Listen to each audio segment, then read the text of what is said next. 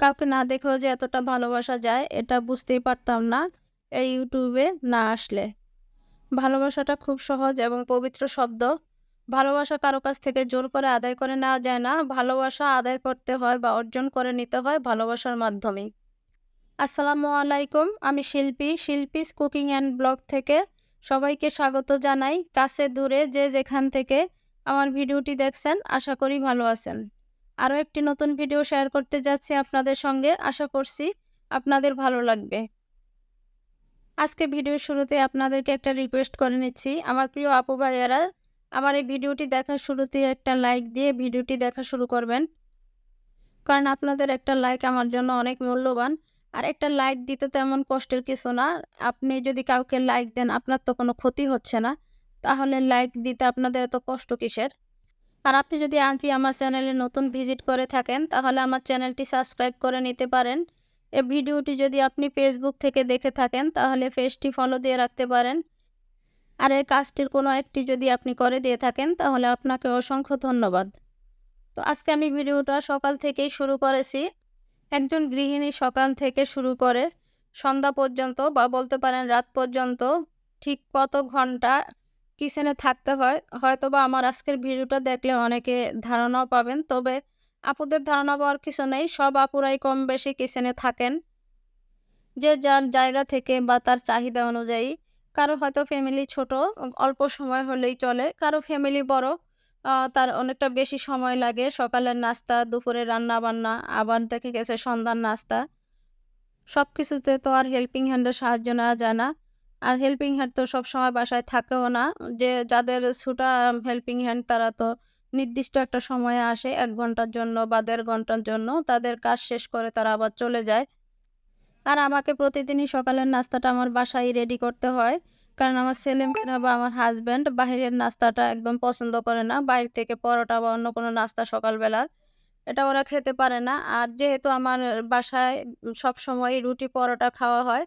শুধু সপ্তাহে ১ দিন ছুটির দিন শুক্রবার, এই দিনটা বাদে আর সপ্তাহে ৬ দিনই রুটি পরোটা এগুলোর উপরেই নির্ভর করে ওরা। অন্য কোনো নাস্তা সকালবেলা ওরা খেতে পারে না।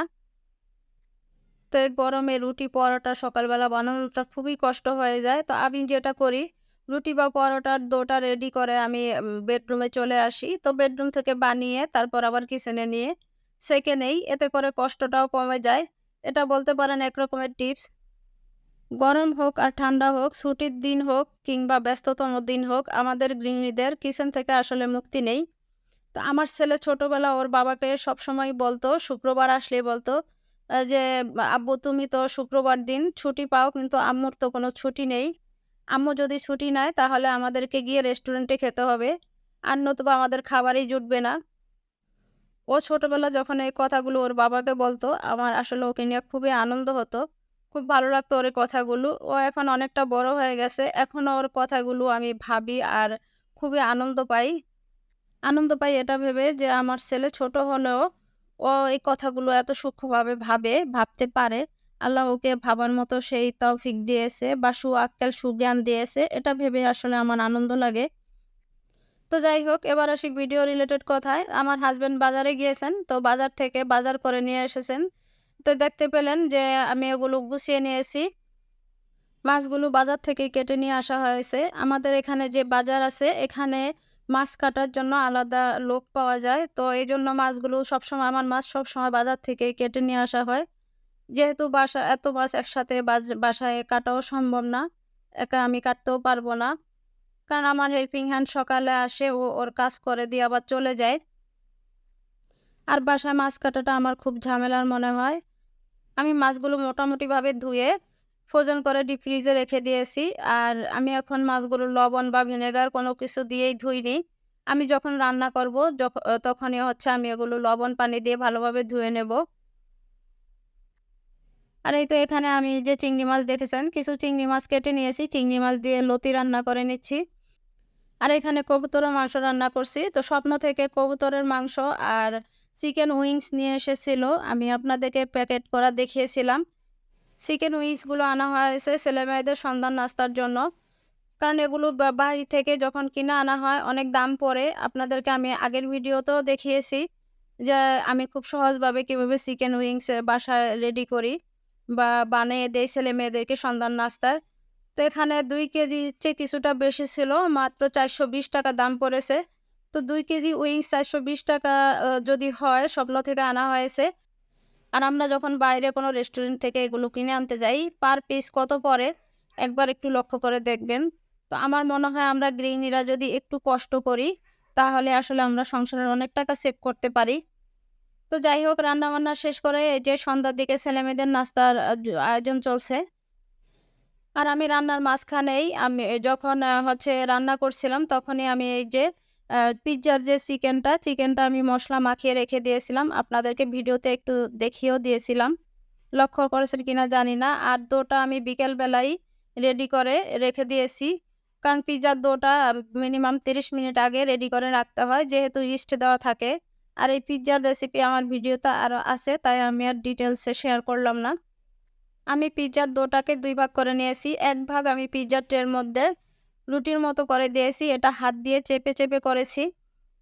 আর পিজ্জা ট্রের মধ্যে আগে থেকেই তেল ব্রাশ করে রেখেছিলাম। আপনারা অবশ্যই পিজ্জা ট্রের মধ্যে তেল ব্রাশ করে নিবেন। আর রেস্টুরেন্টে যেহেতু পিজ্জা সস দিয়েই বানায়, তো আমি এখানে টমেটো সসটাকেই পিজ্জা সসের রূপ দিয়েছি। আমি টমেটো সসের মধ্যে ১ চা চামচ পরিমাণ চিনি দিয়েছিলাম। আর দিয়েছি চিলি ফ্লেক্স, আর দিয়েছি হচ্ছে পার্সলে আর অরিগ্যানো। আর খুব সামান্য পরিমাণ লবণ দিয়ে মিশিয়ে নিয়েছি।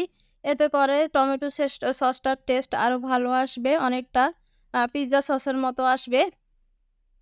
আর এখানে আমি যে বাকি অর্ধেকটা ডো রেখেছিলাম, সেই অর্ধেকটা ডো দিয়ে এই যে একটা ডিজাইন করার চেষ্টা করছি। অনেকটা আমাদের মেয়েদের চুলের যে বেনি করি আমরা, সেই বেনুনির মতো আরকি। আসলে কাউকে না দেখেও যে এতটা ভালোবাসা যায় এই YouTube এ না আসলে বুঝতেই পারতাম না।